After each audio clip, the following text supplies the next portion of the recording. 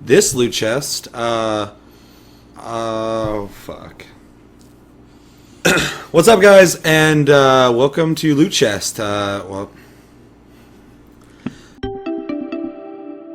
What's up, guys? It is another Friday, and that means it's Loot Chest. Loot Chest is the show where we talk about whatever we want to talk about in gaming. In case you didn't know, my name's Seth. I'm Josh. And this is Tasty Loot Gaming. Today we're going to be discussing our early impressions of consoles, and the games we played for them. I think a good one we're going to start on is the Nintendo 64, which originally came out in 96, 97, yeah, 96.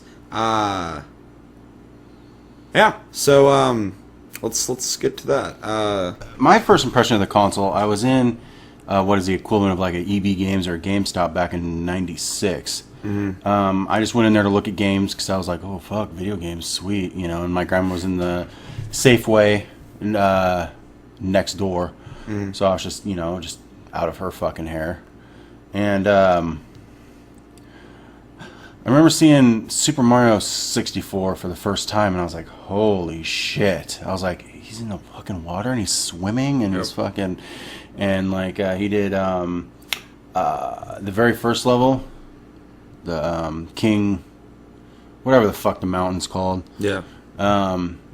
And he's like picking shit up and moving around and fucking decking out Goombas, and I was like, this is fucking amazing. Mm-hmm. Like, it blew my mind. I didn't even know what I was looking at, and then I was like, well, that's Mario, and I was like, what the fuck?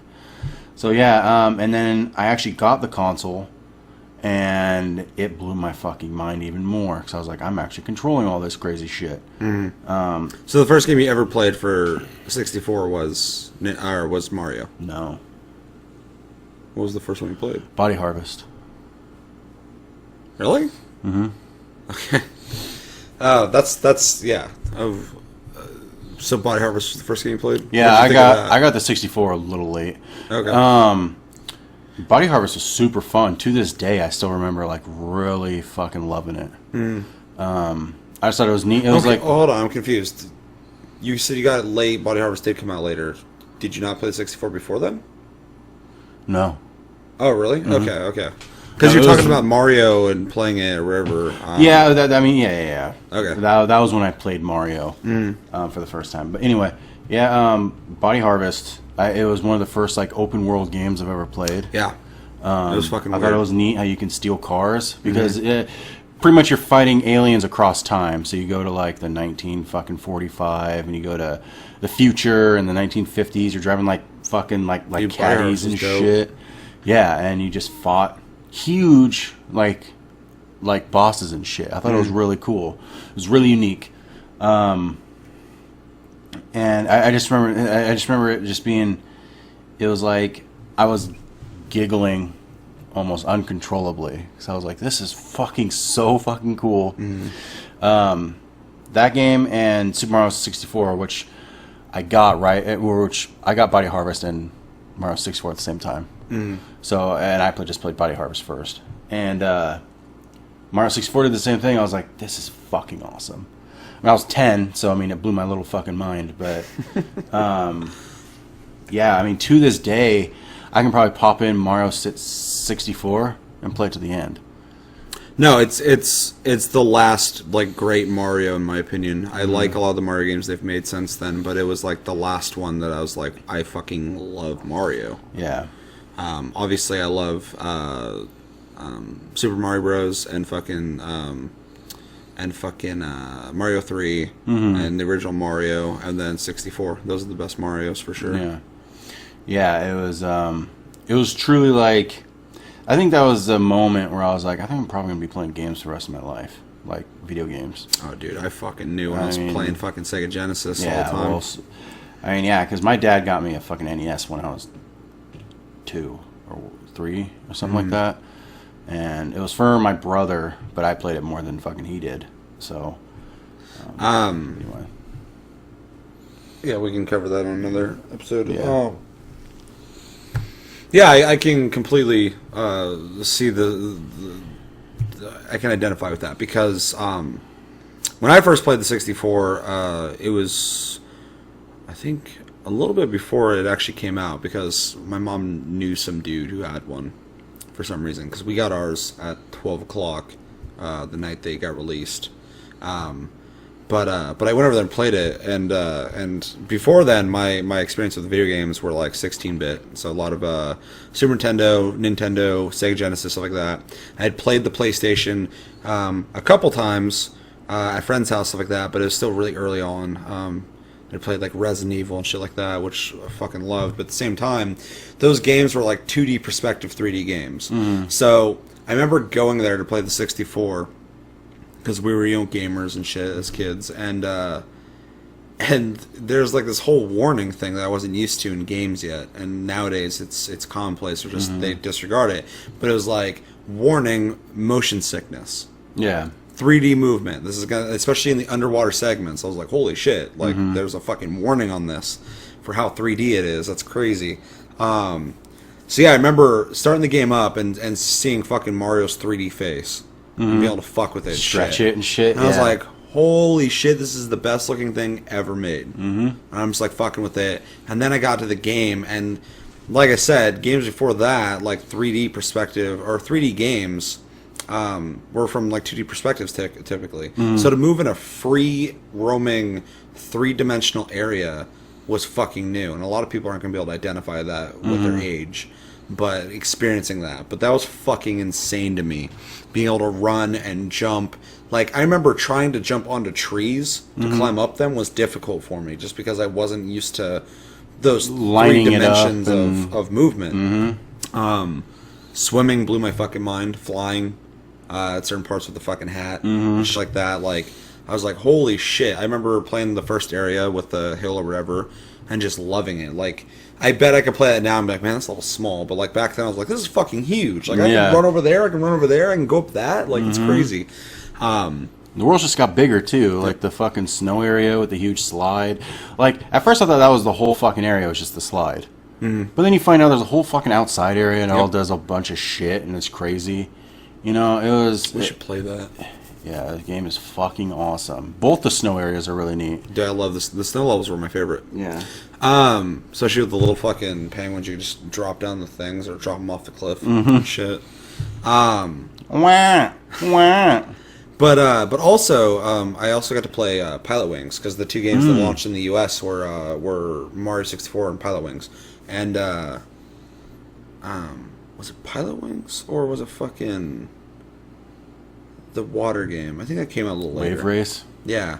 They're both really early, and I played all of them, but I remember playing Pilot Wings or whatever, and that game blew my mind too, because, you know, other than like flight simulators on PC, which at the time I didn't have access to those kind of games, the earliest PC game I ever played was fucking Descent and fucking Doom. But that fucking blew my mind too, because like you just freely fly around into these things. Like before that, you just had the 2D fucking jet games where you moved up and down and shot shit. Afterburner and shit. Yeah. So yeah, just like that was like revolutionary for me when I first played the 64, just because of it was one of the biggest jumps in generations in consoles I'd ever seen, and still have. Like, it's so gradual nowadays. I was just going to say, to this very day, it's probably the most mind-blowing moment I've ever had playing games. One of them, yeah, definitely. Something clicked, and I was like, oh my god. And it is kind of cool. I mean, we didn't grow up during, like, fucking the Atari days or anything like that and seeing them come from there, but seeing them come from 8-bit NES to what we have now, it's not even bits anymore. Yeah. Polygons. Yeah, it's fucking crazy. Like, it's just seeing... Like, I remember back... in like the 64 days when it was like every character is like a fucking 2,000 fucking polygons, and then now it's just it's a infinite amount. Yeah, it doesn't even matter pretty anymore. much. Yeah, it's fucking there's there. But yeah, I mean, my impressions with the 64s is going to be that's a memory that's going to stay with me for the rest of my life. Definitely. And being able to see that, and you know, coming from then until now, it's crazy, and still holding up, because like. Maybe it's because I did, and maybe it's because I did grow up with it. But like I said, I can pop in probably Mario now and play it. I mean, I can still play most 64 games nowadays. Hell, even Super Mario World for the SNES, I could probably still play. Yeah, those games are timeless for sure. Yeah. Another early impression of the 64 for me is the controller. At the time, and I had fucking used some weird ass third party controllers for like the fucking Super Nintendo and the Sega, like when I was really young. Ones that I've actually talked about in an episode we did a long time ago, like a month or two ago. But anyway, but yeah, like in retrospect, I am like, that's just a bad design. But when I was a kid and I first saw the 64 controller, I was like, this thing is so fucking advanced that you need 3 fucking things. 3 hands. Three hands to fucking use this thing correctly. Later we would find out you just put it all into better spots and just have 2 analogs and it works way better. But at the time I was like, holy shit. I was like, you mean to tell me that I have to use this analog to freely move, and I got all these buttons over here, but at some point, and it never happened, but at some point I'm going to have to use this. And I have to be ready for that. And the L button, which is the most underutilized button on that whole fucking controller. I forgot that thing even had one. Yeah. Because, like, why? It was one of the first games, though, I was like, holy shit, I'm shooting a real gun, because you use Z. Nope. Now it's completely backwards how all that shit works out, but oh, dude, no, it's completely fucking. I also blame. Well, it's not really necessarily a negative thing, but people who play inverted still are from the 64 era, because everything was standard inverted back then. I used to play inverted because that's how all games were standard. They were all inverted, with C buttons and shit. Or whatever the fuck the controls back then. GoldenEye was like, you gotta hit the fucking C button to move forward, and then this was aimed. That was Duke Nukem. Was it? Yeah, GoldenEye used just the joystick, but then you can use the C buttons to look up and down. Yeah, and then these are straight. There was no fucking reason to do it. And this is like turn and shit. Yeah. Ugh. But But yeah, so when it was standardized later in other consoles, they started making standard up and down the standard, and some people didn't phase out of that. So it's just really interesting that at the time, like that you move into 3D gaming, and that was how you played it. So like it was no before where I was like, well, I used to play that way. Now I'm going to do inverted. So it's really interesting how the times have changed with gaming and stuff like that. And 64, I feel like, is the beginning of all that for sure. Yeah, I actually play inverted, and he doesn't, and we discuss this all the time, you know, why this or that happened, and that's a whole nother fucking almost an episode right there. Yeah, but yeah, I mean, that's. I'm not one of those people who are like, people play inverted are fucking stupid though. No, like, I don't think it's that. just, It's literally, we can have there's no discussion advantage about or it. disadvantage to it. It's just how you prefer to play it. Play. It's the same as me discussing how I put my thumb on a fucking analog versus how you do. Doesn't matter. Yeah.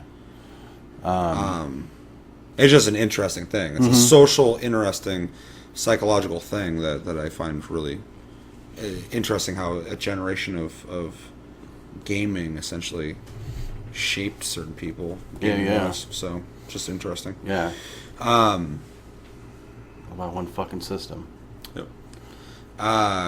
Because, on Xbox and stuff like that, and the PS2, that's when you start seeing games. Early games were inverted, but later they started shifting over. I remember after a while, I was like, this is weird. Like, this isn't inverted when you start the game. They used to be, and that's when I started learning, like, oh, I guess that makes sense.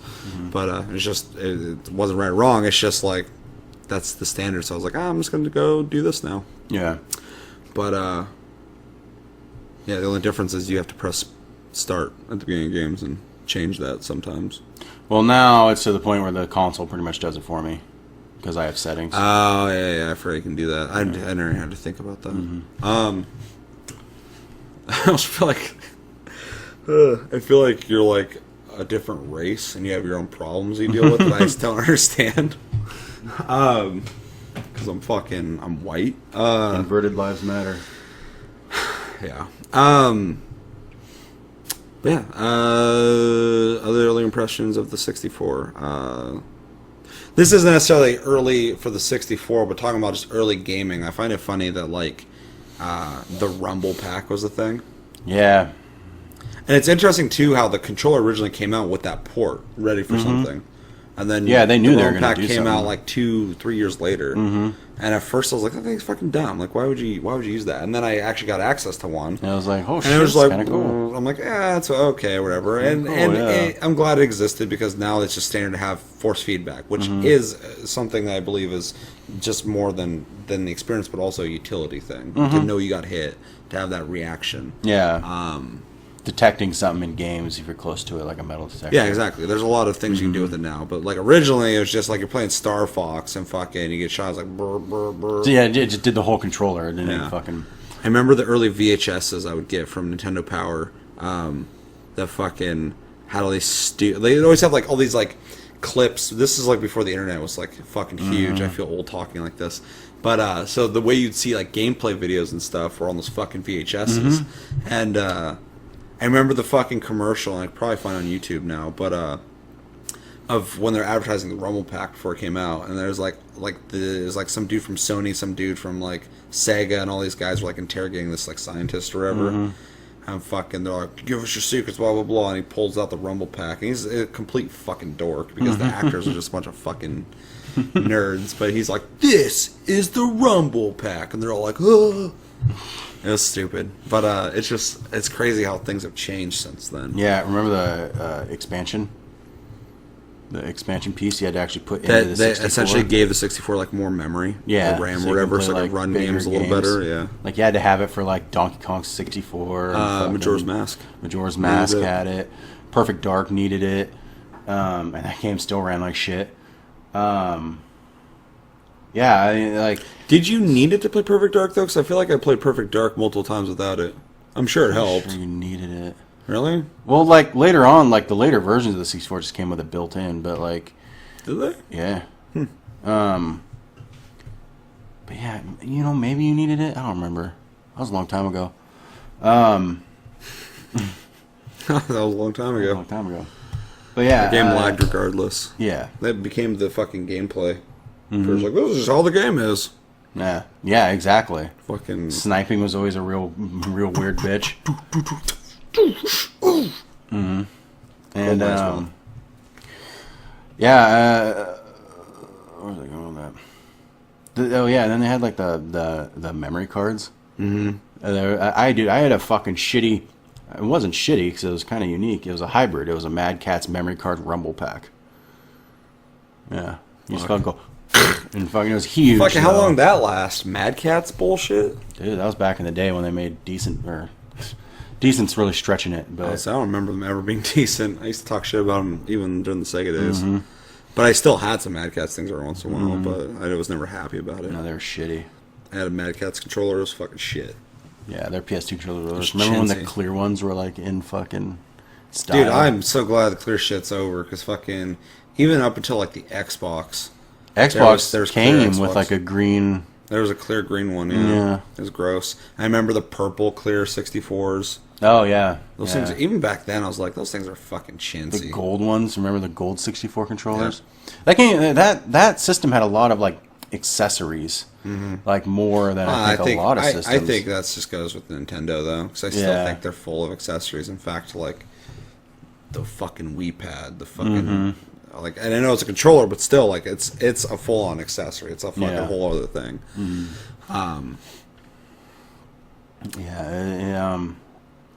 Yeah. So for 64, I mean, I just remember just blowing my mind. Yeah, it's definitely single-handedly one of the most revolutionary systems I remember ever playing for the first time. It had one of the biggest impacts on me, gaming-wise. I would go into the other ones, but I feel like we can do that in other episodes. I think that's a good place to cut it, though. Yeah. No, I mean, it's just straight up. The 64 changed, I think, my way of how I look The at 64 gaming. is single-handedly the reason why I have so many problems with the Nintendo, or with Nintendo, not the Nintendo. Is just because they did that. Like it was such a like fucking insane thing when it came out. It was such a big deal, and it was like it was amazing, like to fucking play feel- that thing and be like, this thing is, and it had a solid lineup. Like throughout this whole fucking life cycle, it had great games, and like now they're reduced to just their first party games that come out every once in a while. And Even they're all pretty much rehashes GameCube. of the games before. Even the GameCube was decent. It kept up with the tech okay. and shit like that. Yeah. It's just like I had problems with the GameCube, but yeah. they it sucks for people who like their first like console was like a Wii or something like that. I'm like, you don't even know what what they even were. Like, I mean, like that's them falling, not like them on the fucking upswing. I mean, the Wii sold shitloads of consoles. That's because I would say reputation-wise, that's their fall for sure. Yeah. But money-wise, they it's because a lot. I know, and no one even bought any games for the Wii. They just fucking played the sports games that came with the Wii. Then used it as like a thing to keep your table up and shit. Yeah. So I mean, Doorstop. yeah. So I almost feel bad who like people who didn't grow up with like the NES and the SNES and the 64. Well, and to send them back now to play those types of things would just not really matter because they won't be able to appreciate make it. the experience kind of shitty. Yeah. So I mean, yeah, and and probably there's people out there who think going back further, it sucks. We grew up with the NES and not like the Atari or fucking Pong or fucking whatever. We're not too far off though. I know that they were playing video games in the 70s and shit, but it was like. Yeah, Pong. Mm-hmm. But I had an Atari when I was a kid. I did too. Like early 90s. 1990, 1991. Yeah. So I wasn't too far off of it. I got to experience Atari when, the furthest from it was just, 16-bit graphics. So, like, and I could appreciate that still because I was still in that age of playing pixelated 16-bit 2D games. It wasn't like I played the 64 and went back and tried the fucking Atari. Yeah, seeing like the craziness between all the graphics, because I remember like, of course, the NES was 8-bit and then it went to 16-bit, and then that's double technically. Yeah. Then it went to 32-bit, which is the 64 and the PlayStation. 64 64-bit. Oh yeah. PlayStation was 32. Yeah. Technically, the 64 is more powerful for sure. Yeah, and then it just went up and up and up and up from there. But like, and there's a difference between, of course, the 360 and the One or the PS3 to the PS4, but not that big a difference compared to the older systems. Because like Grand Theft Auto 5 is on both fucking systems. It does look better on the newer consoles. But at the same time, like, there's no way that A Link to the Past would have went on to fucking the NES. Yeah. I mean, like, it's just, like... Wouldn't be able to handle it. Yeah, seeing, like... I almost kind of wish for that. I mean, I would wait years if they just had a gnarly jump like that again. I don't think they ever will. Just because games and tech are kind of moving along at kind of a parallel pace now. I would say technology... is always speeding up in its progression. So we're at the point where it's just melding together. Yeah, exactly. We're never going to have that jump. Yeah, which kind of sucks. Only when new technologies come out will we have that jump, but they'll be integrated. Because Yeah. everything's so modular now. Everything can just be implemented without having to create a whole new thing Yeah, to introduce exactly. it. So if streaming comes out or, stuff like that, they'll just integrate it with stuff. Especially since things can be downloaded now. So yeah. That was a lot more to that than I thought we were going to go, but I was a little worried that we would not have a lot to say and have to bring up another console, but we'll save that for another loot chest. Hopefully you enjoyed our early impressions of the Nintendo 64. Let us know in the comments what you originally thought of the 64 when you first played it. What games did you play? If you weren't around when that happened, have you played the 64? Do you enjoy it? Is it worth a damn to you? Is it shitty old technology? Let us know. As always, thank you for watching Loot Chest on Tasty Loot Gaming. My name's Seth. I'm Josh. And come back next Tuesday. We'll be starting the whole week over again with Tasty Tuesday. Take it easy, guys. Have a good weekend. You're like this, and your ass just lifted and moves in. And then you use your whole body to go forward. That's a fucking optical illusion. That's how the Hobbit movies are filmed. I'm like the size of your head. Fucking look it up. What? I said look it up. Look it up, I know.